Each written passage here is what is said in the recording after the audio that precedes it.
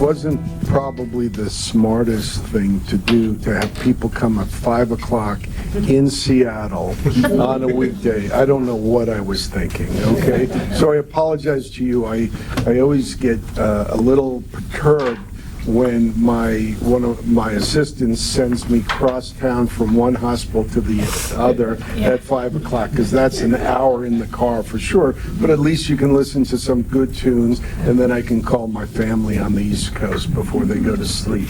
So again, thank you for being here. I know how hard it is to traverse Seattle. The reason we're doing this is for you and for your children and for your families. We are a team that takes care of a lot of patients with Chiari Malformation and Syringomyelia. And I thought that what we could do is, at least this is the first time we've ever done this, is have a roundtable and tell you a little bit about the resources available to you. This is a condition that years ago people didn't hear about, didn't know about, may have been found at autopsy, may have been found when people ended up in a wheelchair. And now with the advent of MRI, the incidence and prevalence of this condition has gone sky high.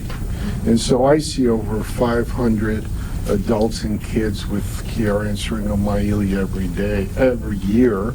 It seems like every day, but it's every year.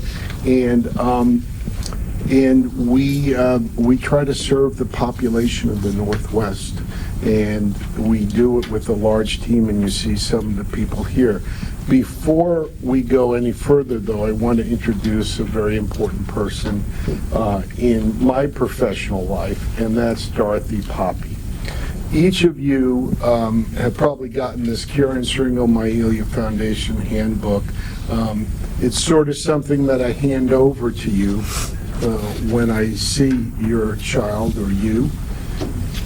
And this organization is the largest Chiari and Syringomyelia organization in the world, and I met Dorothy about 30 years ago, okay?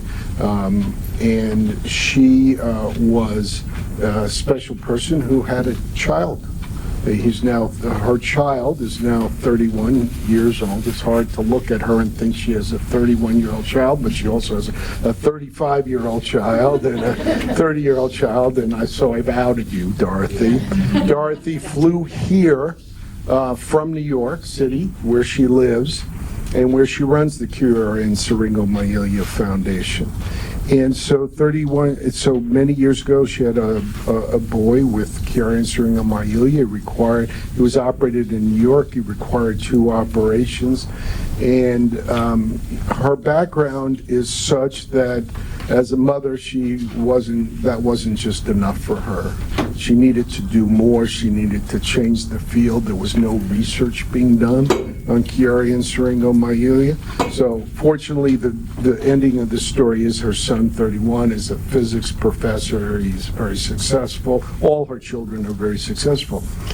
But Dorothy helped start with a group of patient advocates like yourself, and with a group of physicians, the Chiari and Syringomyelia Foundation, that serves, probably, we estimate 3 million hits a year of people globally that are trying to access the information.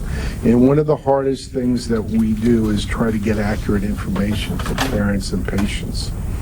So Dorothy has traveled from New York City at my behest to talk to you and tell you a little bit about what's going on.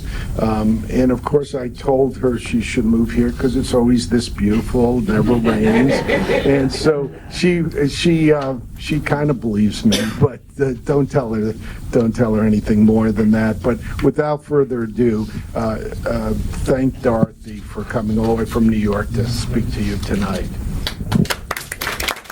Thank you. So this is a great start for this program, and Seattle Children's Hospital is committed to making this a hub for all of us. We will be scheduling other lectures this year. This is a hard year because we have to find it on the calendar, and then after we find that magic date, we can just schedule them almost a year in advance. So you guys are going to have to go out. People on the internet, people who you talk to, make sure they're aware that there's a resource here for everybody. So word of mouth is the best way to spread good news, right? I think what I'll do is I'm going to start the presentation. Is that good? And then now we're going to see if I can do this. The magic of internet. And let's see. Okay. Hold on.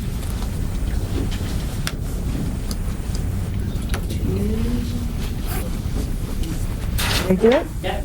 You got it. Okay. So I'm really good at writing all these notes and not following them at all. So that's probably what I'm going to do. We've just started being known as the Bobby Jones, Chiari, and Syringomyelia Foundation. If you look at things on the web, we were CSF, Chiari and Syringomyelia Foundation since about 2007.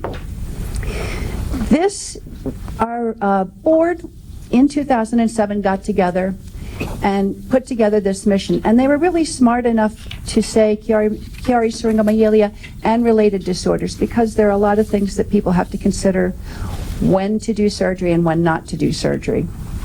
And it was started by people who all had a personal interest in it. Either they were diagnosed with Chiari or Syringomyelia, or they had a child. The good news is our board has grown to 7 now, and half the board does not have a child or a personal interest in Chiari and Syringomyelia, which means that what we're doing as a mission impacts people to want to give, that have no stake in the game, so to speak. So really, what we've been doing for the past couple of years has been great. The vision, which was put together back then to be the premier place to go for information, we lived up to that, and we are, right now, the premier place to find information. The name change. It was not bad enough that we had to say Chiari and Syringomyelia Foundation. Now we have to say Bobby Jones Chiari and Syringomyelia Foundation, right? Makes all of our emails longer. So who was this guy? You know, why him? He was a golfer. Everybody knows he was a golfer.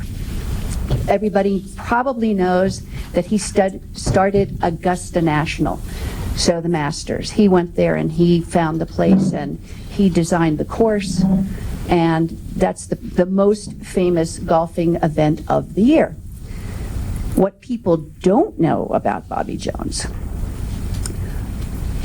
maybe you know this, maybe the Grand Slam, he won the Grand Slam. Even Tiger Woods has not done this because he did it in 1 year, in one single year. And he was an amateur. So he did it for the love of the game. He never became a pro because he wanted to always golf for the love of the game. As a child, where did he get the love for this? As a child, he was a sickly child. When he was born, his mother had a stillborn child the year before he was born. And then Bobby was born, and he was sickly. So in Atlanta, they took him out to Eastlake, where the golf course is, and they let him walk in the fresh air. It was kind of the country, to get better. He vomited, he was low tone, all of that, and he seemed to get better. But that's where his love of golf started. Renaissance man. He went to Harvard, Emory, and Georgia Tech. Super smart. He was in Warner Brother films with like James Cagney. So he was a superstar of his day. Dwight Eisenhower had him many times to the White House, and they were actually very good friends. So a superstar in his day, and then he developed Syringomyelia. And back in that time period, they talked about him being crippled. So the people like Cliff Roberts and people who were at the Masters and wanted him to remain this icon hid him away. And he was asked not to attend the Masters, not to be seen in public like that. So it's a sad story, and he wanted to be remembered for his golf. And after talking to the Jones family since 1995. They have all come on board to say we have to do this. So all 7 grandchildren agreed that this is a good time to try and leverage the name, especially in the golf world, to raise more funds and more awareness. Our organization exceeds standards. So we do an annual audit of our financials. Every state where we solicit funds, we register. It's really important to look for charities to give to that meet or exceed the standards. We're actually the highest level in GuideStar Premium. We report every year. They give us the seal of approval. This is probably the best recommendation you can get. We are the only Chiari and Syringomyelia charity to be given the accredited BBB Wise Giving Alliance seal. And they actually publish our name as a good charity to give to because we meet all of those standards. The other thing that people wonder about is how about the information? You know, anybody can write anything on the internet, right? Mm-hmm. This is all vetted. We actually have the Health on the Net, or the HON code certification, which means that they go through our website and make sure that everything is referenced, make sure where did it come from, who vetted it.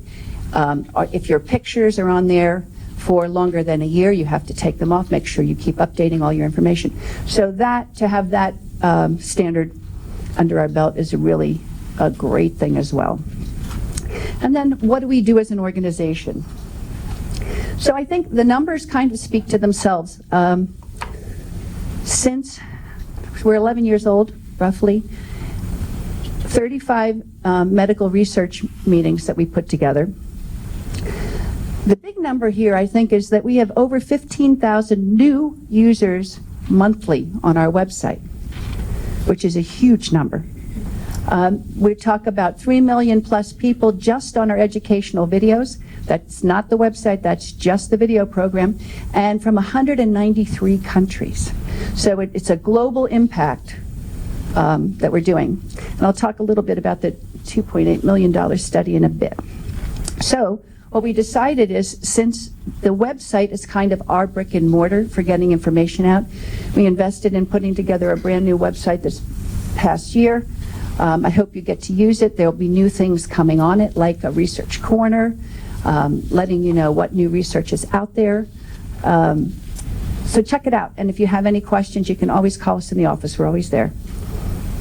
Our educational lecture series is probably I think it's one of the best things we do to bring people together. And when we started this, a lot of foundations will have a big national conference, right? So you pay to get there, you pay for your hotel rooms, you pay to get into the conference, and then you go home. So we rethought that and thought that doing these regional local lectures is a much better way to get information out there, because now you'll have each other as a resource in your local area. All the lectures we videotape. This one will go up online so that everybody, no matter where you are, can get the information, but it just provides a really good place for people to get together and support each other. Another type of lecture that we do, we call it Consider Chiari. These are more for medical people. So we try and offer CME credits so that they can continue to maintain their degrees and what they have to do as far as medical licensing goes. And we host these at Brown every year. Next year, I think we're going to do one here, right? And MUSC. So, looking at the impact, 66 of the lectures that we have online were actually CME credit lectures. This, I think, is another important thing for parents, patients, and families. When you're diagnosed with a disease or disorder and you feel like you're alone, and you feel like maybe you're a victim, right? And a lot of people feel that way. So by doing these Unite at Night walks and allowing the patients to actually drive this. It empowers people, and it gives them an opportunity to participate in funding research, in helping each other. And it's a very, very empowering way to give patients the opportunity to do all the things that we do, support it all. So I hope you'll consider maybe hosting a walk next year. We also have our normal, I call them our fundraising events. It's really fun because we have everything from casino nights to this is just a really big Goldman Sachs cocktail party. And people write checks.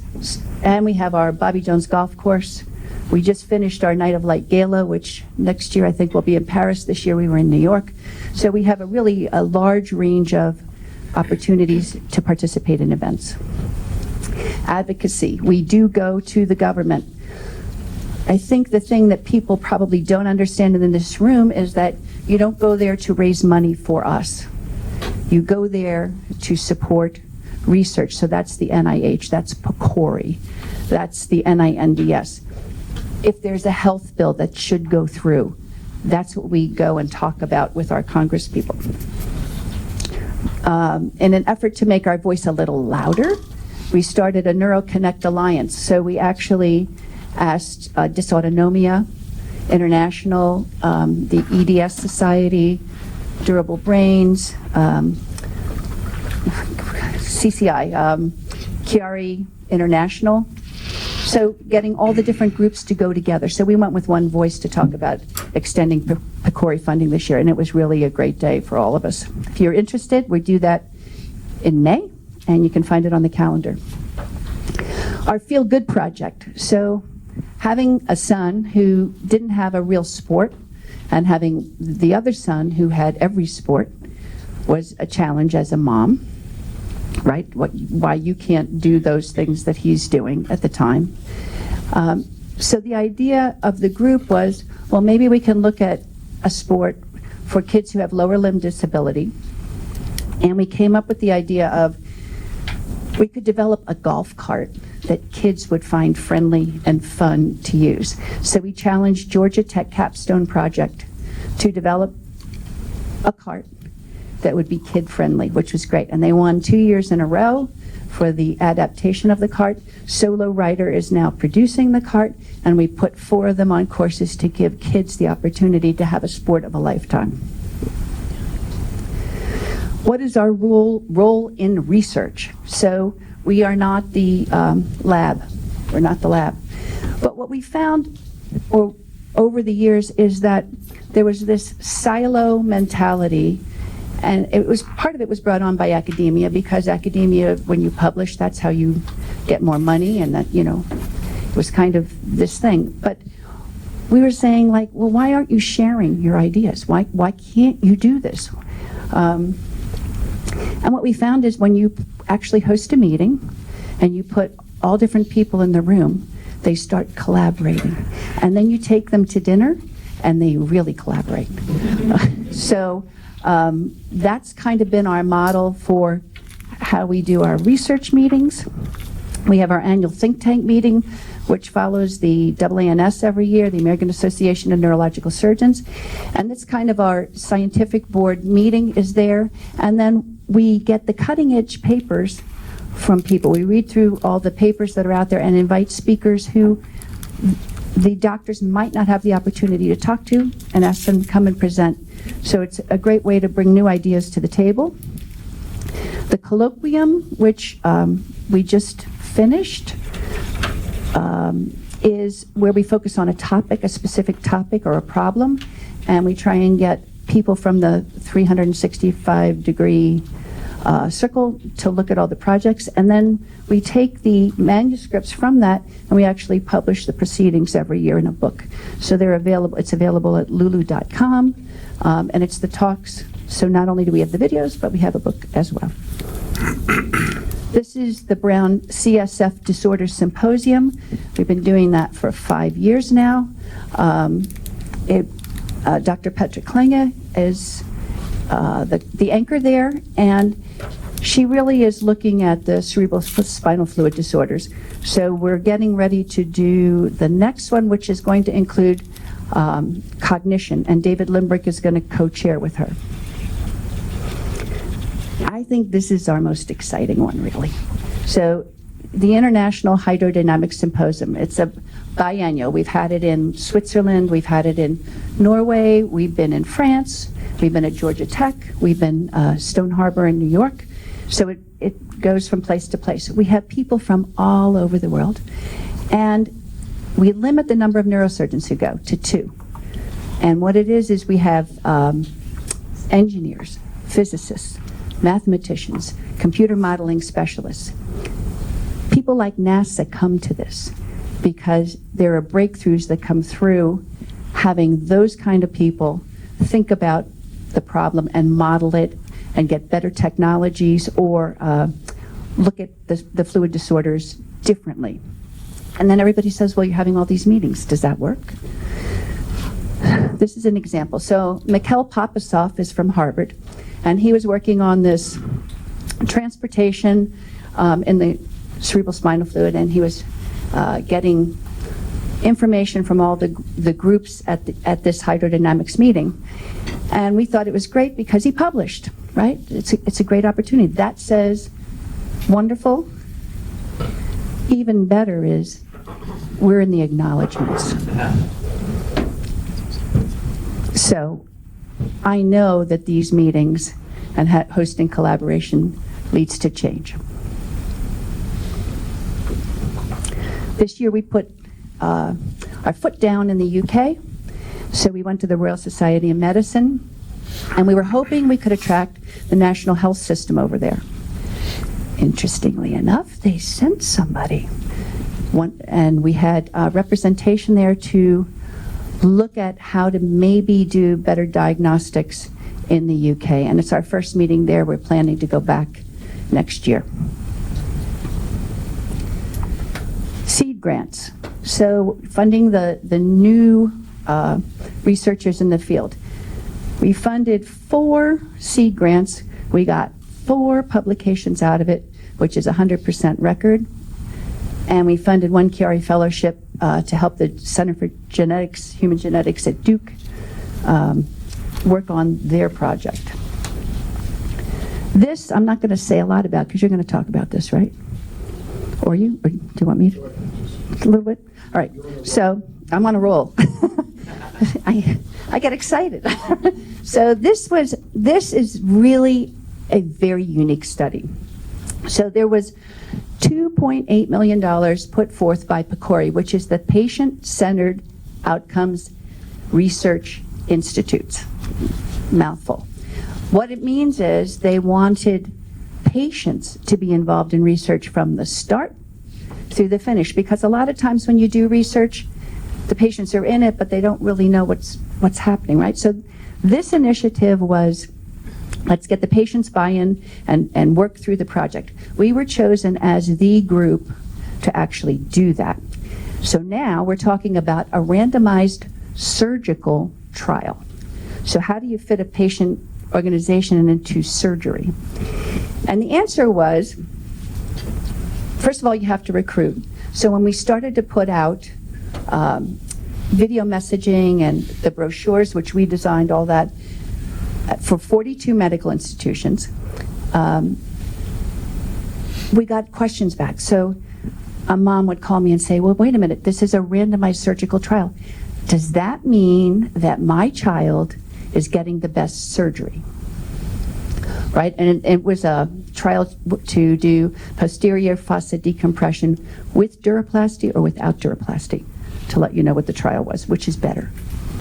And the answer is nobody knows. That's why we're doing the trial, right? So when the mom asks, which is better for my child, who knows? And we just completed the study, and the results will be coming out in January. So that's really exciting. Yeah. And he's also part of the study. So it's all good. We wanted to start a database, patient registry. So we started researching what are the best platforms, how do you design it so that it really works and gets the information, not garbage in, garbage out, all of that. And what we found out is the National Institutes of Health and the National Institutes of Neurological and Rare Disorders was starting a program called Common Data Elements. So what the common data elements are, it's a dictionary. So if you can picture when you want databases to relate, you need to have the same way of doing, of the same language. That's the best way to say it. Same language.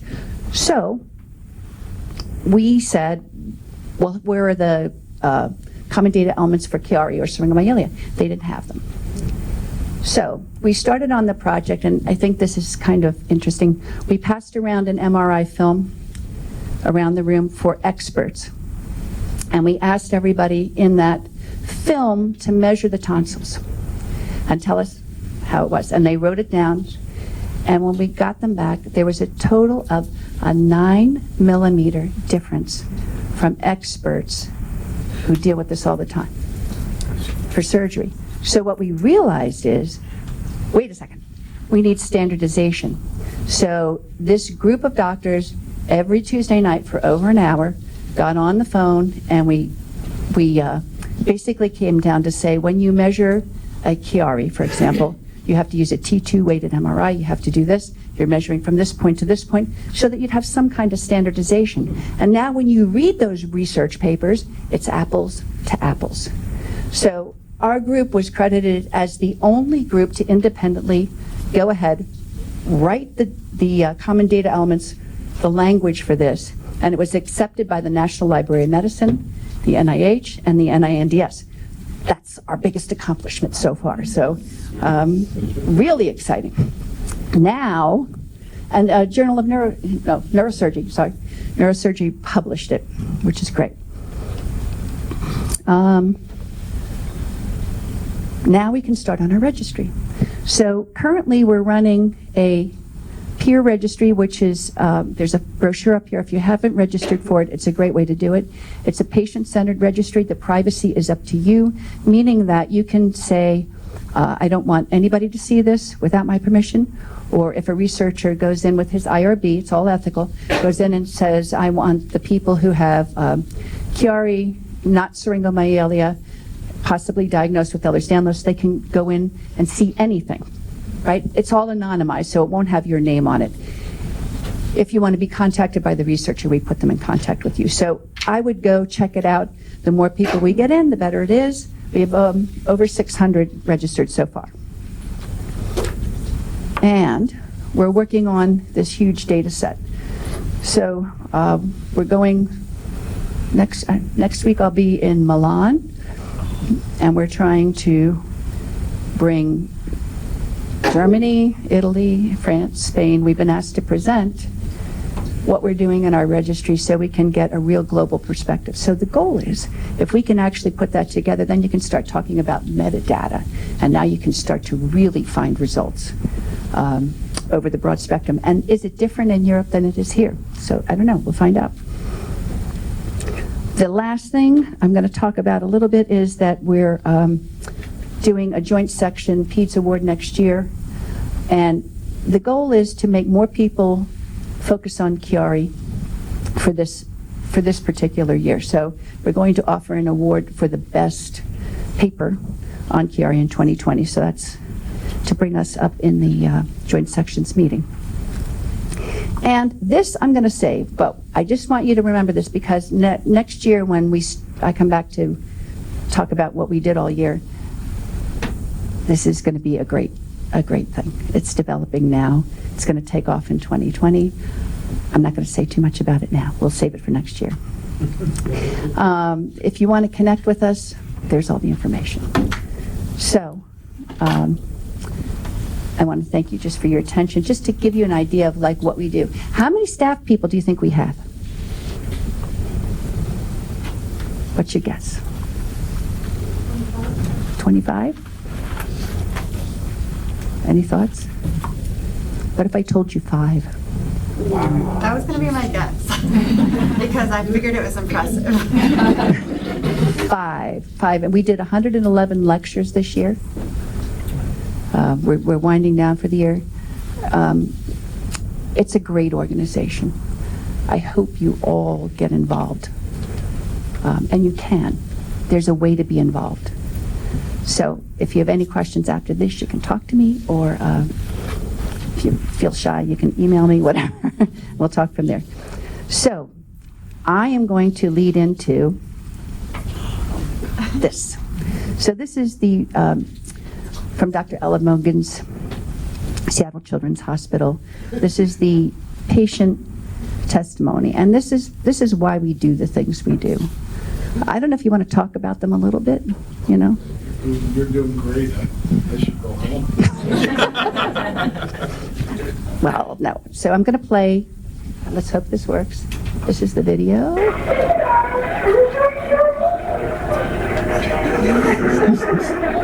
was a child. And this was supposed to be intensive care.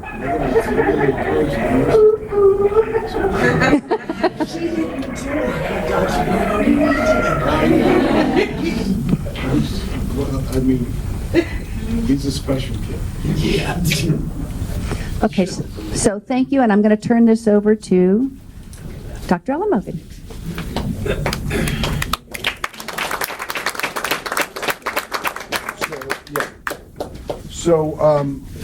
So it takes a village, okay? So to my left, a gentleman who snuck in here is Mark Wainwright. He's a professor and chief of the neurology department here at Children's Hospital.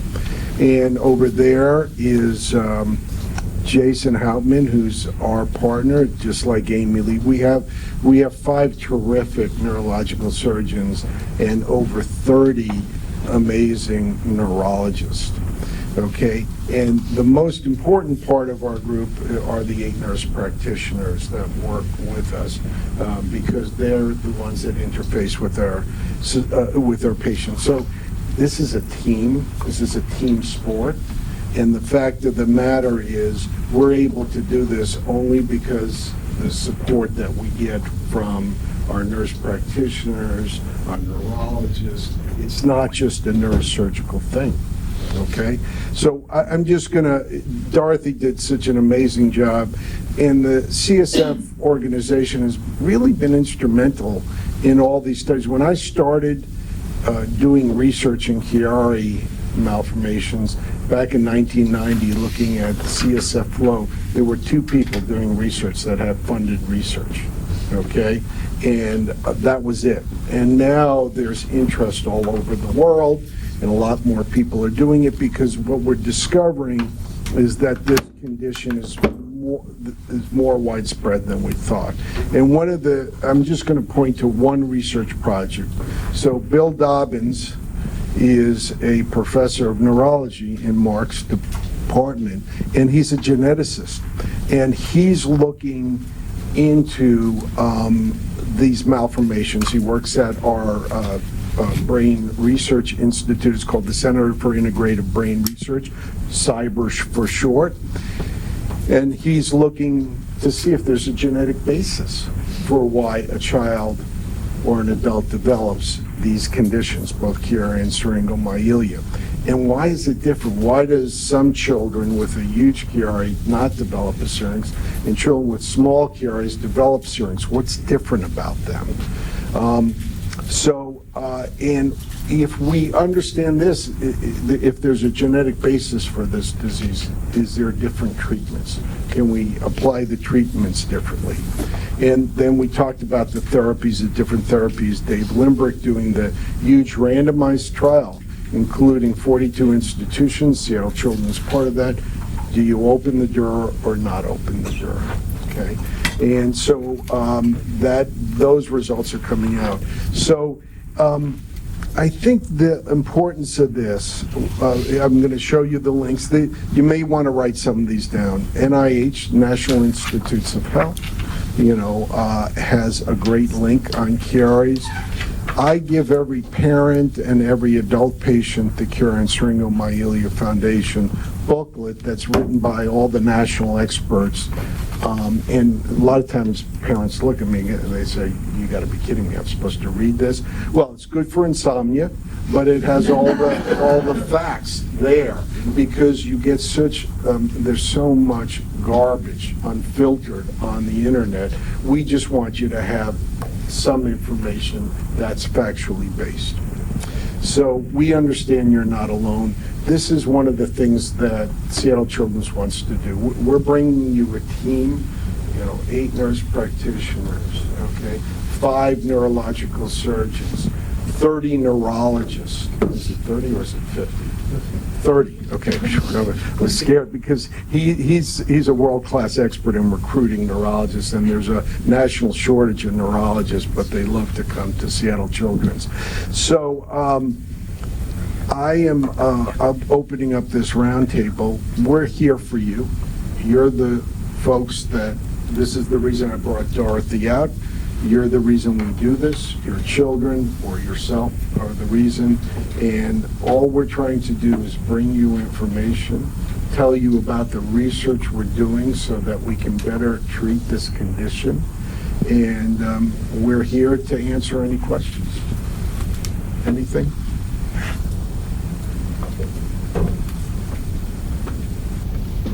Silenced everybody. Yes. I actually have a question. So I know we're maybe 15 months out from this surgery, and my question is, you did the decompression and things seem to be, and you did the laminectomy, but what's the research as far as, I mean, is it over now? Does it come back? Is it, where do we go from here? So if you've seen, it's hard, I don't want to, because of HIPAA concerns, I don't want to discuss your child in front of other parents. So that's one reason people get involved. If you've seen one child, you've seen one child. And so the longitudinal outcomes are different. Some kids go back to, I've operated on 3 Olympians, and they're back playing their sport. And then there are other people that have come devastated by this condition and don't get better, and that's why we involve pain specialists and we have neurologists help manage neurologic problems.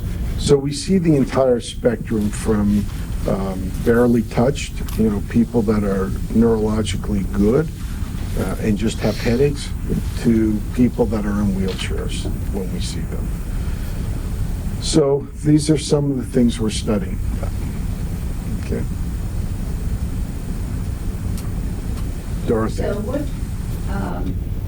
your child had surgery, or an adult had surgery, and they still have pain issues, how do you handle that here? Where do you go? So that's probably the most difficult thing that we deal with, is pain. I think in all of medicine, we know that we have an addiction problem in this country with medications, and especially narcotic. The one thing I can tell you is that we know that narcotics don't work in Chiari and Syringomyelia. And the pain associated with Syringomyelia is some of the worst pain that patients have. It's dysesthetic pain. It means that it burns when you touch somebody. It's a horrible pain. And one of my patients gave me a picture he drew. He's an artist. And he drew a picture of him jumping into a pool of fire to explain to me what it feels like from the Syringomyelia before the surgery. So the answer to your question is that we involve our entire team. It takes an anesthesiologist, it takes a psychologist, it takes a pharmacist, it takes many nurses and nurse practitioners, because there's often not a surgical answer to this. And so in all of medicine, one of the most difficult things, and the difference between this, it's not usually postoperative pain from an incision. It's the pain associated with Syringomyelia, which is absolutely devastating in some people, and thank God in other people disappears 100% after the Chiari decompression. So the advantage, one of the things I'm not here, I'm a professor at the university. I'm not a private practice. I'm not a used car salesman. It's America. You can go wherever you want to have your operation and your treatment. That's my belief. I feel very strongly about that. I told patients, don't ever get an operation until you get a second or third opinion, okay? But the beauty about the reason we do a lot of care here for Chiari and Syringomyelia here and at Harborview and at the University of Washington is because we have a team to do it. This is not a fly-by-night organization. We don't drop you after you have your surgery. We get you to the right person, the right team. And sometimes, to answer your question, we follow people. I have to follow some of them. I see some of my kids that I operated on 22 years ago in my Harborview clinic as adults if they have a problem. Okay, so this is a longitudinal thing, and you need a team to do this, and that's the advantage of doing a lot of operations with this very robust team of 8 nurse practitioners and 2 nurses and 5 pediatric neurosurgeons and 30 neurologists. That's what we have. You can ask all the questions, please. Dorothy, and by the way, have I told you thank you for coming out here? So I know that there's a lot of people who go, they might have a car accident or something, and they get an MRI, and they have maybe tonsillar ectopia, but it's diagnosed as a Chiari by the neuroradiologist. How do you differentiate when they walk into your office with the film? How do you know whether to do surgery on it or not? So it's about the patient, right? So the patient has to have a complaint. I mean, I have to be able to get something better. Otherwise, I'm a charlatan. And I'm sure my kids think that anyway, you know, not quite sure what a neurosurgeon does. But no, that's not true. But so there has to be a symptom or something neurologically wrong with them. There are 3 things. There has to be something radiologically wrong. It's not just where the tonsils are, but also is the CSF flowing around it, okay? So, and then the exam. What do we find on their exam? I'm following, Dorothy's very modest, but she's a ballet and modern dancer. But she teaches, every Saturday she teaches dancing, and she said, next time I come out, can we make sure the Northwest Pacific, this is a famous ballet out here, it's one of the 2 ballet schools in America, is out here in Seattle. She says, can I come out there and dance? Yes, absolutely. But I have a ballet dancer with a huge Chiari and Syrinx that I've been following for 20 years. She refuses to let me operate on her because she says, can't make me better, watch my pirouette. So there are certain patients, and we don't understand why a person like that is not symptomatic. These are the questions we're trying to answer. Why do people with a small amount of tonsillar ectopia have symptoms and others do not? And the other question, that, you know, there's just this wide range of spectrum, but 25% of my patients come to me after a misdiagnosis. In other words, you know, the doctor told me I was crazy because my arm hurts, and then, you know, I have headaches, and then I throw up, and, you know, this and that. So they're not classic, right? And then the other 25% come to me after trauma. They get a concussion. They're in a car accident or something, and then they have headaches, really terrible headaches, usually when they cough or laugh. So one of the problems with this, it's not like a broken arm or not like a brain tumor. You know, we have a big brain tumor center here too, okay? It's easy for a brain tumor because they get an MRI and it's there. They can make that diagnosis, and if it's causing symptoms, we take it out. With Chiari, it's a little more difficult because we have people that have no symptoms, and then people have massive amount of symptoms and really debilitated, and their quality of life is just awful.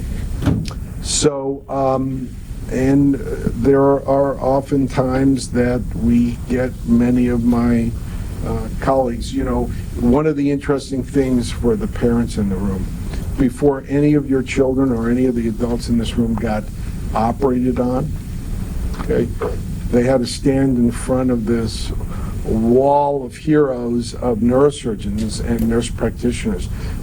Every Monday morning at 7:45, we go over every operation we're going to do for the week. And any one of the neurosurgeons can call BS, say, I want to do that operation. That's the craziest thing I've ever seen. So that's the advantage of this. That's one of the secrets. Same at Harborview. On Thursday morning, we go through every patient's operation that's going to be elective. And people can raise their hands and say, I don't think that's a Chiari. I don't know what you're doing. Or, that's a big Chiari. Why haven't you operated on that before? Or what are you going to do about the syrinx that hasn't gone away after the operation? So the advantage of being in this academic environment is that you have all these smart people around who question everything you do in a nice way, in a very nice way. And there are many times in every operation we do, there are two neurosurgeons in the room. You may not know that. Oftentimes one is a board-eligible neurosurgeon, but sometimes in very difficult cases in neurosurgery here, I'm asking Amy or Jason or Jeff Ogeman or somebody like that for an extra pair of hands because 4 really skilled hands are better than 2 really skilled hands. So that's some of the unique things about this Northwest area. And what's great about I'm from New York too. I'm not from Staten Island, a different borough. You can hear my Bronx accent a little. And one of the reasons I came out here, so this is the only freestanding children's hospital in 5 states. It takes care of anybody regardless of their ability to pay. You can be a billionaire, you can have 2 nickels to rub together, we treat them the same. So it's a unique environment, it's a very academic environment. We discuss everything is gone over carefully. Every complication, if there's something wrong, if their wound opens up, or if there's something that goes wrong with an operation, we have to discuss it in front of our peers. That doesn't happen in the real world that much. And say, what could we have done differently to prevent that? So we're always very critical. We're always reviewing the latest literature and trying to produce some of it here. Okay? That's a long-winded answer. You're going to stop, man. Yes, go ahead. I'm curious about the connection between Chiari and seizure conditions. We don't understand. How about that? Is there a relationship there? I'm kind of new into the seizure part of it, so. We don't know because seizures are mostly from the cortex of this area, the brain. They don't come from the back area of the brain, the cerebellum, except for one case report out of this institution 10 years ago. We have not been able to ever record a seizure from that part of the brain. So the relationship, the other issues that occur, like connective tissue disease is one of the big ones. The people with connective tissue disease have a higher rate of Chiari. Seizures, whatever, brain, all those things have not really adequately been studied, but certainly different areas of the brain. So is there a certain type of seizure that might be seen more often in people who have Chiari? We don't know. lots of stuff we still don't know. Yeah, sorry, but I can certainly, if you want me to make something up, I tend not to do that, okay? You can get that on the internet, you can get that watching, the news, you can do any of that, but no, there's a lot we don't know. Just simple as that. Yes, ma'am. Is there a published, like a possibility of, I don't want to call them symptoms, but things that could happen post the decompression? Yeah, that's one of the hardest things, right? There's about 100 symptoms that you can have, that Chiari patients have, and we don't know why. So one of the most confusing ones, we've had neuro-ophthalmologists look, a lot of eye symptoms, and we can't explain it physiologically. A lot of balance. And I tell every person who comes to me with dizziness, which is one of the most difficult things to treat in all of medicine, dizziness, hard to diagnose, hard to treat, that only 50% of you are going to get better, 50% of you won't get better. And so the symptoms that occur after an operation could be related to the operation or it could not. It's really hard, but there's a whole symptom list of things. Yes, ma'am. If we already had surgery, and in my case, you guys had said that maybe she might have another one. What would you do for the second time? So, so when we tell families, we try to do just one surgery. Okay. Well, there are two reasons. Besides a complication, the two reasons you go back. So this randomized study. So half of the neurosurgeons in the country were just doing the operation with just bone removal. The other half were doing it by opening the dura and going into the brain. And none of us knew which one was better. And so what's happening now is some of the people that just had a bony removal, their syrinx didn't go away or their symptoms don't go away. So the next thing that happens is they open the dura, we open the dura and put a patch on. So that's one group of patients that we're going to have to follow, all those patients that never had anything more than a bony open. I have a fair number of patients that get sent from around the country for second operations because their syrinx didn't collapse. And so sometimes I have to go back and make sure the scar that's over the brain is released to make sure their syrinx can collapse. So those are the main categories of operations that we tell the parents about beforehand with the hope that that never occurs. I already know the answer to this, but I'm going to ask anyway. This is one of our great radiologists here that we depend on quite a bit, and you can say more than that. But My question is there an average latency after surgery where you would expect to see additional symptoms, or an average age where you expect to see it? No, because one of the things is we don't understand the natural history of the kids. So we're now collecting, Andrea and I are doing a research project. We're collecting the patients that we don't operate on. And what's interesting is a lot of these patients, I never used to tell parents they get better. I said, I always said, that you're going to have a symptom sometime, you're going to need an operation. Well, sure enough, you've read some of them as our radiologists, they come back and they don't have a Chiari anymore because their skull caught up and grew. The same thing, but what about, will the skull grow fast enough? Because it's a mismatch, we know, between the skull growth and the brain growth. Brain grows rapidly from 0 to 3. From 0 to 3, it's 70% the size of your brain, okay, of an adult brain. But sometimes the skull doesn't grow rapidly enough. So cuts both ways. The answer to your question is there are some kids that get in trouble later because their skull still doesn't grow, and some kids grow out of it because their skull grows, and it's the same thing we see in non-operating kids. What percentage of kids get worse and need an operation? We don't know. And we can only learn by doing this natural history study and following the kids that we don't operate on. So that's a good question. First question, I have two questions. The first one is just a curiosity. How did they diagnose Bobby Jones back in 1940? Yes, go ahead. So he had a myelogram. He was diagnosed by Houston Merritt, a neurologist. He was the chair. So back then, by the time you were diagnosed, you were in a wheelchair. Okay? And so a myelogram, what that means, and our radiologist is smiling because, yeah, MRI is in many ways, not all the time, is replaced that.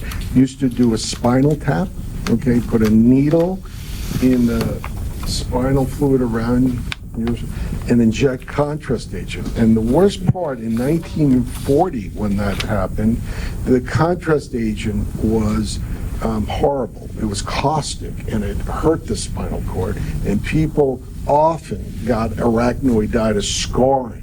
So that's how it was diagnosed. Could have been died and then took an X-ray? It took an X-ray, and they were able to tell. And when I trained, sadly, many decades before she trained, and I trained at a time where we didn't have MRI. And so we only saw the very, very horrible effects of Chiari and Syringomyelia. The gift we have now is MRI, because now we have an enormous number of kids, as some of you know, under the age of 3. You know, they present with, and you know, as parents, babies shouldn't have headaches. It just shouldn't happen.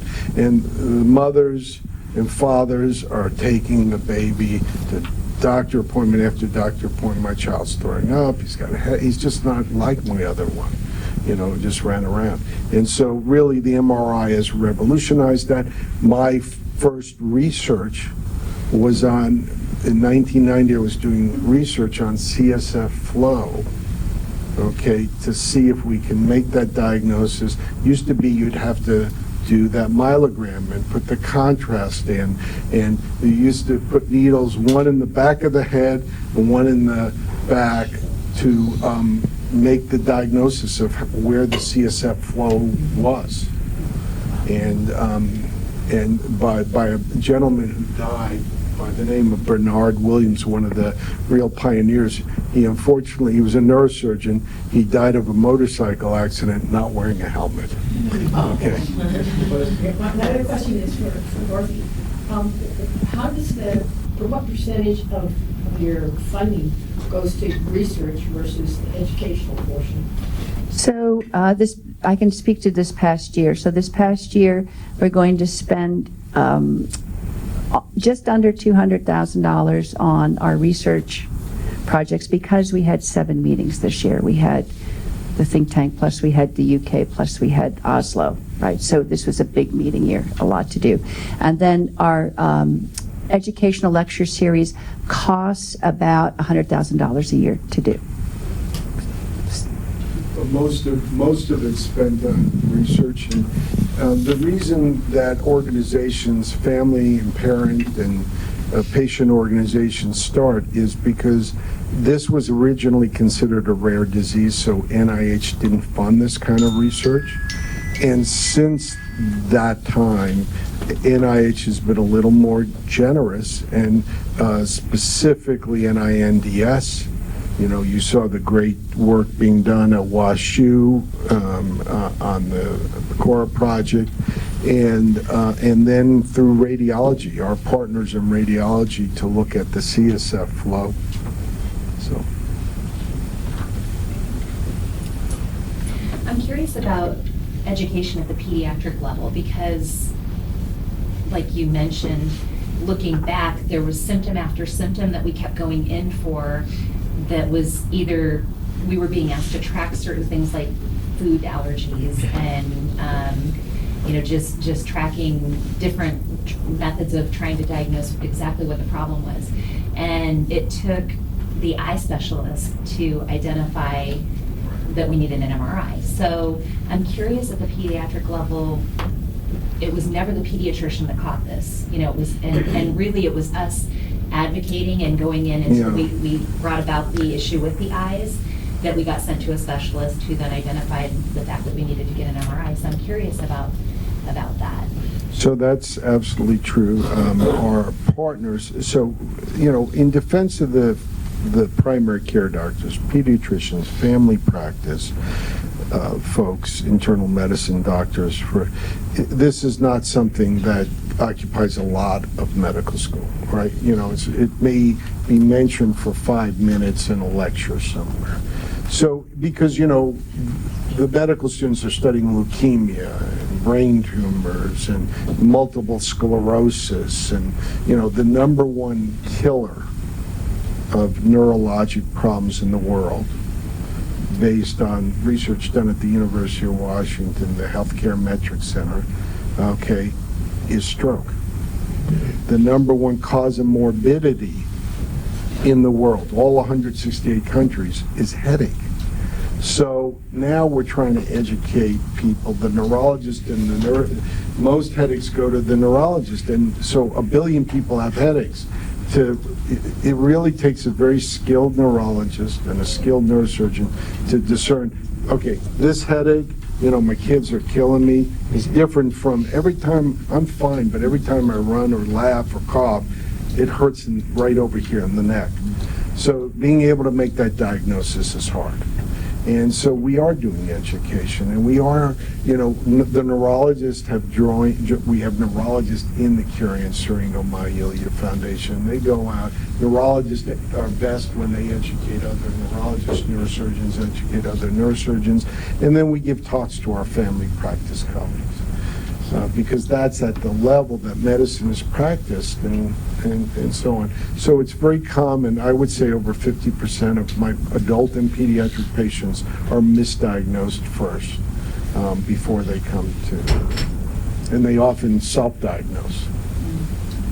Dr. Ellenbogen, can I actually say something? Yes, please do. If this makes you feel any better, I'm a pediatric radiologist. I look at these She's a patients. great pediatric radiologist. My son had symptoms for over a year. He would tell me specifically, like after coughing, my head hurts. And I just did not put it together. I don't think, it's not common. I don't think people think about it. And I think, in defense of the primary care doctors, it's just a very hard diagnosis to make. And she's married to a doctor too, so Yeah. I blame him too. And even at the end, when I was like, something is wrong, we've got to get an MRI, and I watched and I was like, post-tussive headaches. Chiari. Yeah. I learned about it, but it was like in one ear and out the other. So We were really happy with our pediatrician, and still are. Yeah, But yeah. after decompression surgery, we were asked a lot of questions from him, and that was interesting because Yeah. we felt like He we were didn't know. educating him on some level, and kudos to him for even asking questions. Yeah. But wanted to know what the process was, what the long-term diagnosis might be, what restrictions he was under, and was asking a lot of questions, which, but we were really happy, and we still are really happy with this pediatrician. Yeah. It was just really interesting looking back how many times we kept saying the same things over and over, and we were kind of maneuvering around, trying to track exactly what the cause was, and he was so little he couldn't verbalize. Right. So That's half of it. that was difficult Yeah. too. Yeah, it is. It's hard. Thank you for saying that. I didn't want to out you. Yes, ma'am. So is there anything yet being kind of specifically looked at in research as to the correlation we discussed with my little fella? It's not known as something associated with this Down syndrome.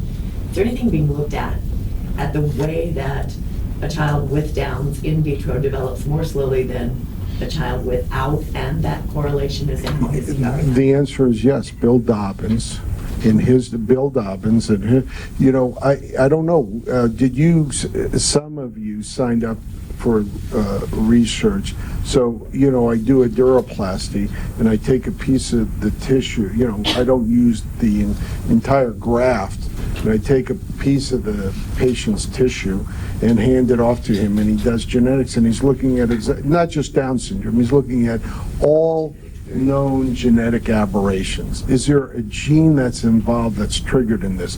Why is this like a whole, certain neurologic condition? So yes, the answer is that's a really important, just like you asked about seizures. We know there's certain seizures that are genetic, okay, but most are not. And so we're looking for these things. We don't know the answer to this at all. And it's really, we didn't have the techniques in genetics to do this until recently. And Bill Dobbins is arguably one of the most famous pediatric genetic, that look at neurogenetic issues, that look at developmental anomalies. Looks at everything from hydrocephalus to tethered cord to Chiari. The guy's a genius. I mean, he's got more grants than you can imagine, and he is looking at these kinds of things. And I have kind of a second split question, similar topic for Dorothy. Being the parent who pioneered this, one of probably my biggest goals, our grandson was not diagnosed, and it was an accidental find 3,000 miles from home. Looking at a totally different issue. My biggest goal in this world is to kind of set the mainstream in the professional world and get them to, it's just easy to say for 6 years, we were reminded that my grandson has Down syndrome, and that must be what is going on here. When indeed, by the time this Chiari was found with its company, it was a very large Syrinx. We give all the credit in the world, and always have and always will, to thinking and believing that Dr. Ellenbogen saved his life. He had already lost some of the sensation on his left side. He was on his way. So we reached a point where, while you wasted, in my opinion, I'm sorry, a little passionate about that, but wasted 6 years of my life reminding me of what we already know. His face shows you what he has for an extra chromosome. Nobody ever thought to look. So as a parent or grandparent, I'd like to get that word out there in the professional world, that we don't say, well, because you don't look like you have a different ability, you must be normal. And because this young man, my grandson, has a very obvious face, he has an extra chromosome, that must be everything that's going differently. How do you do that as a parent? How do you get where you are? So, it was a long road, because I'm going back to, we didn't have internet. You went to the library, okay? Like, when I went, I was like, Chiari, what? So when my son was born, he obviously had Chiari and Syringomyelia, but he was diagnosed with neonatal sepsis. Years later, when I went back to pull the records and see what was there, it wasn't that. It was Chiari and Syringomyelia. And, he was vomiting, so we saw the GI person, and we went to the pulmonologist for hyperreactive airways disease, and we went to the orthopedist because he had idiopathic scoliosis, right? So all I'm doing is... You know my yeah, I know, right? So, but then we didn't have a way to connect, like there was no internet. So you had a phone. Right.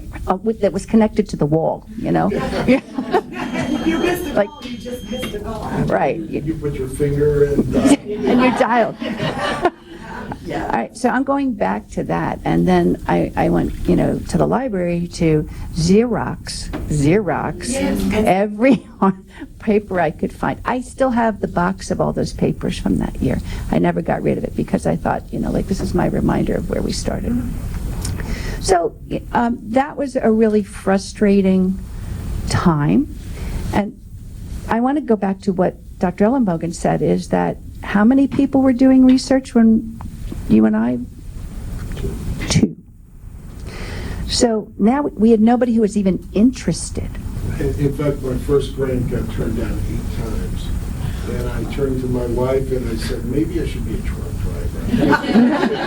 Maybe that's what they're telling me. And finally, on the 9th time, I got help of a very famous scientist, Deidre Buchwald at the University of Washington. He said, let me put my name, let me rewrite it, put my name on it. Sure enough. And it was looking at the association of Chiari with chronic fatigue and fibromyalgia and CSF flow. Okay, 1990. So, yeah, no. So it's not any easier to come in and help cure or improve or whatever it is you do. Like I said, in my opinion, you saved my grandson's life. But it's not any easier to get into the position where you help these people than it is to get Well, us to get to you. I think the issue is how do we educate, and I'll ask Mark too. Mark, how do we educate the neurologists usually don't get to see them until it's too late. How do we educate the folks that parents come in contact with? The symptoms that you described in your children of headaches, occipital headaches brought on by exertion, I think any child neurologist would be thinking very early on that that's likely a Chiari malformation. And that's part of the routine training for child neurologists. So we have this tremendous discrepancy between the expertise that's expected of a pediatrician, and who is a gatekeeper for numerous subspecialties, including us, and something that for a child neurologist, if you describe those symptoms, we would be thinking right away, that's probably a Chiari, you need an MRI scan. So there is no easy solution to that, but the education of the practitioners is really important, as is the visibility and the advocacy of groups like this. There are numerous other relatively rare disorders where the awareness of those disorders promoted by organized families using the tools of the internet make a massive difference to pediatricians as well. And one of the strengths I think that we have here at the University of Washington related to this awareness is that medical students are actually receive child neurology training. It's mandatory as part of their training. So pediatrician, this is one of the premier general pediatrics programs in the country, and the pediatricians who train here get an exceptionally strong exposure to child neurology, which involves awareness of Chiari malformations as well. I'm afraid I don't have any solutions for you. And the other thing that's great, Mark pointed out something. So this is one of the few medical schools, there are under maybe 20 in the country, that require neuroscience, either neurology or neurosurgery, to graduate medical school. So you have to do a month. Right now, I have a group of kids that are going into kids. They're grown-ups. They're going to be a doctor in 6 months. And they have to take neurology or neurosurgery. So if they're on those services, most medical schools, neurology or neurosurgery is not required. So, the other day I had 3 medical students in with me as I was doing a Chiari malformation patient with a huge syrinx. The anatomy was spectacular for them. They were watching, they were asking, how did this patient present? It was and so I think, you got to do it like you're doing it. Why are we doing this? Grassroots. It's grassroots education. Okay, this is what this country in part is about, right? I mean, you do it one person at a time. And so we're starting with the parents and the patients, but we are trying to educate the physicians, the future physicians. And I will say the University of Washington, which will train the majority of the physicians in the Northwest, has done its part, and is doing it well. I can't say that that's true all over the country. Yes, ma'am. So what percent of the population are less patients now? We don't know. You're telling me it's going up. So Yeah, by the advent of MRI, we don't know, but it's as high as, Dorothy, what do you tell them? So we go with a conservative number, because Dr. Cormac from UMich did some epidemiologic things. So the estimate is 3 million people in the United States, but that's conservative. So when we wrote the original paper with Marcy Spears, okay, it was thought to be a rare disease, and we calculated that there were over 250,000 people that should be diagnosed every year with this. And that's probably an underestimate. So it is higher than we thought, but we don't know the true, what we call incidence and prevalence of the condition. And it's really MRI, it's really imaging that made it possible. Yes, ma'am. For our little ones who have the surgery, is there anything we can do to help them prevent that scar tissue build up? Like, I massage my son for 2 years. He asked for it, I massage his scar every night. Yeah, that's weird. Do My son cross. asked for that too. Yeah, he likes really loves So- it. It's like anger scar. Yeah, you know, it's an interesting thing, right? So you cut the nerves of the scalp, and they grow back, and they never grow back the same way. I mean, it's whether we do a craniotomy for a brain tumor or something. And so when the nerves grow back, what the kids say is, I feel like ants are crawling on my, they feel tingly and all that. And so massage helps. And I love all the non-traditional treatments. Instead of giving the kid a pill or something else, that kind of stuff helps. The other thing is, as you know, for those who play sports or have played sports and then you get a knee operated on or a hip operated on, you're never the same, right? You always feel that incision and that muscle around there. When autumn comes, I feel it, okay? When summer comes, I feel better, okay? So those are all good techniques. Massage. Well, with decompression surgery specifically though, does this cross massage that I do on the scar tissue, is it actually going to help at all deep, the inner? Oh, no, it doesn't help with the deep scar. No, not with the brain. And if you're touching the brain, then you're doing something wrong, right?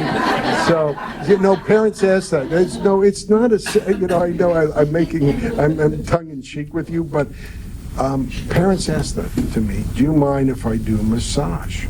I said, please do massage, but don't stick your thumb, because there's just a tiny opening, but the thickest muscles of the body are there, right? Because think about it, we have a 9-pound bowling ball on our shoulders, and those cervical muscles are that thick.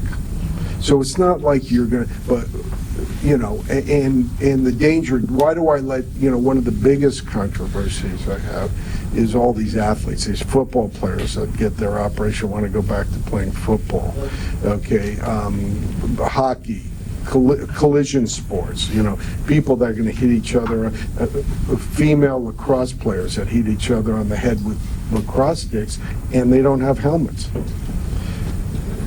I let the kids do everything.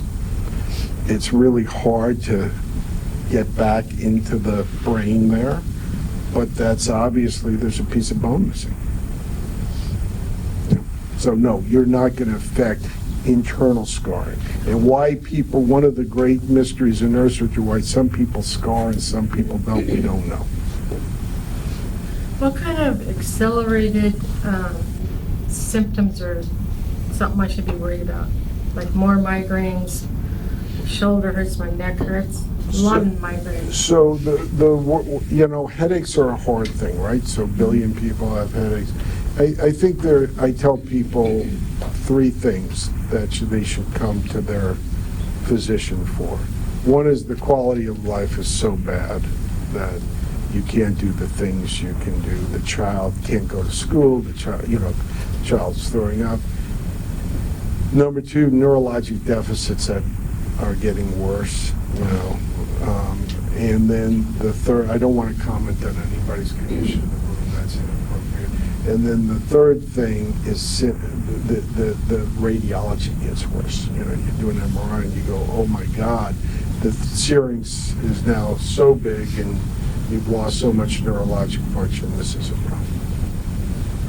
So when you get a syrinx that is, what do you say, so big, are there long-term consequences of that, like after the surgery and the flow is back? Should we be worried about that?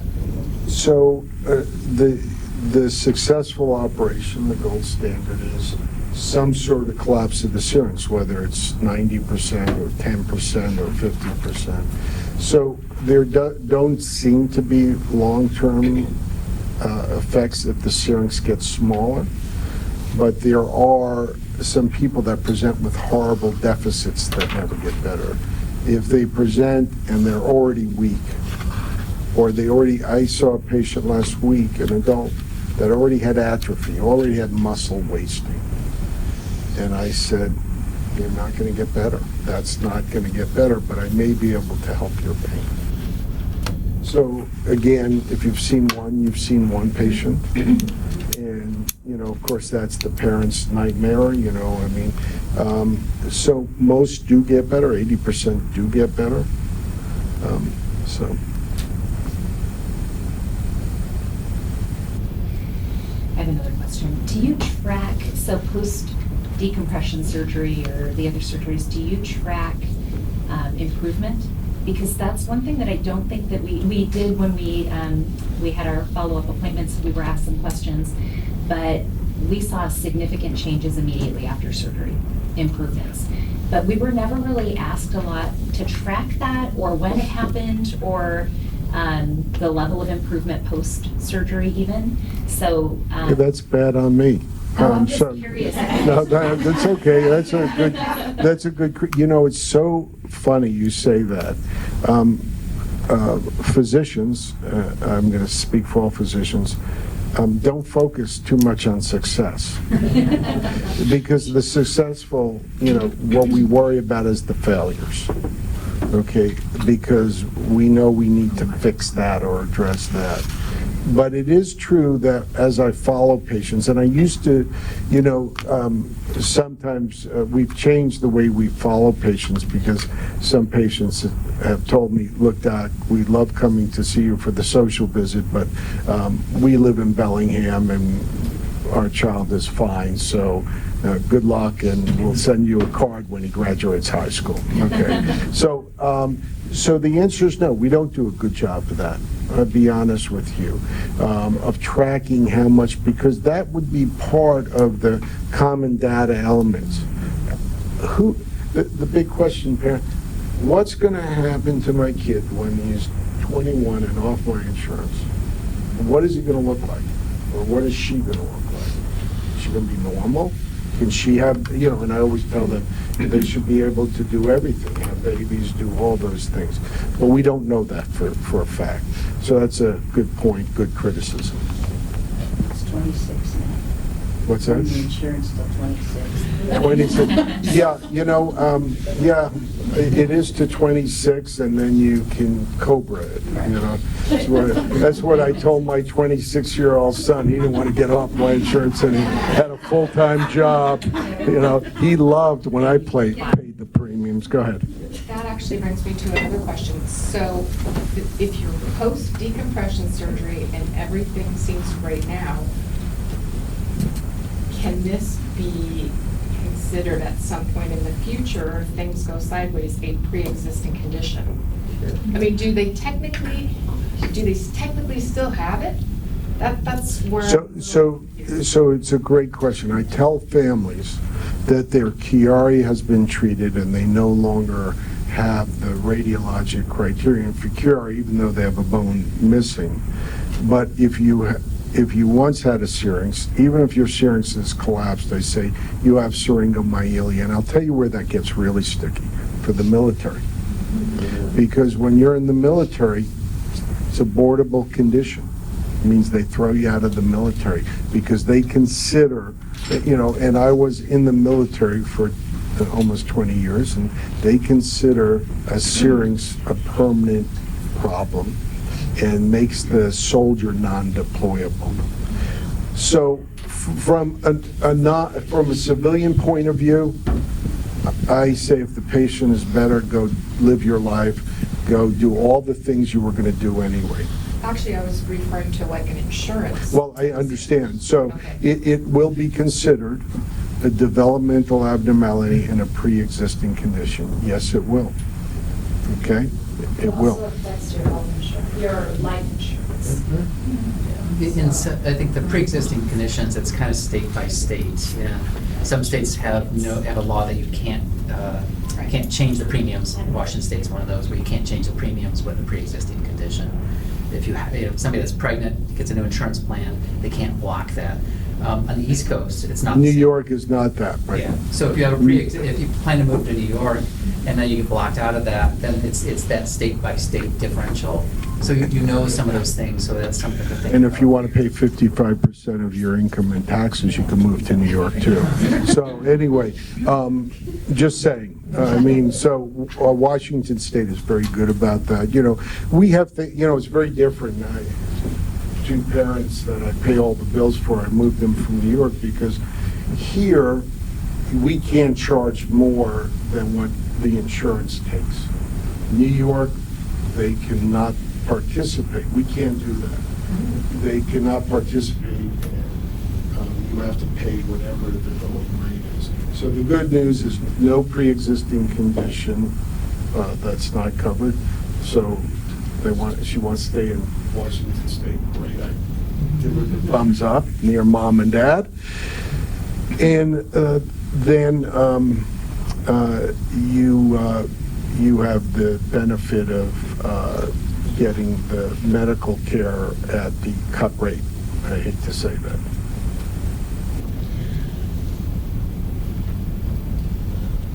Yes. I have a question. So, because I get this question a lot in the office, I'm sharing what I get in the office. When a person comes in and they either don't have insurance, or it may or may not be valid insurance for this area, how does your group handle that? So we're in the People's Republic of Puget Sound, which is why I practice here. And I love it because regardless of your ability to pay at Seattle Children's Hospital or Harborview Medical Center, okay, not so true at the University Medical Center, not true at Swedish, not true at Virginia Mason, but in the two hospitals, Harvard, regardless of your ability to pay, they get care. Period. And if you are a resident of Washington State, if you're a resident of King County. So Seattle Children's raises $60 million a year to pay for the care for people that can't afford it. So it's a unique situation. I know that's not true in New York. Right? It's not true in Massachusetts.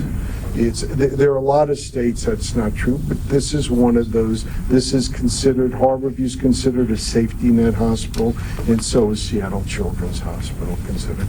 So a couple comments on that. I think if somebody's living in the state of Washington, Idaho, Montana, Alaska, and they don't have insurance, they're coming here for the health care, we figure out how to help support that either through Medicaid or some premise where we can actually provide some service. And Rich is right, is if we don't have that ability, we're still going to provide that care.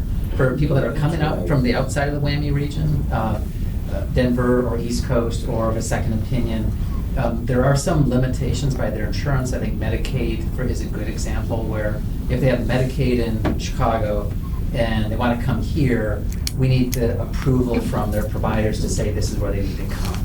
Otherwise, it becomes illegal for us to provide that service under a federal plan. So there are some limitations that aren't really a full-on slate that everybody can come here, but we work with that patient and the family and the providers, and we look at the insurances, and we provide that service in advance. So we do a full-on assessment of what that cost would be if they had some out of pocket and what the insurance coverage would look like. So we do that before we kind of. Who do they call? Like, So we have people that do this for a living. So, I've, in the last 5 years, I've operated on patients from 37 states, but it becomes very complex. We have a young girl coming from Colorado. It becomes very complex because their insurance company has to approve it. Otherwise they won't pay the bill, and then the family gets stuck with it because the states aren't as gracious as Washington State. So we have people that just work that issue, and the good thing about Harborview and Seattle Children's Hospital is they don't want patients to end up with a big bill that they have to pay out of pocket. They do everything in their power to prevent that. So sometimes operations are delayed until Medicaid, Medicare, or the insurance company approves it. Yeah.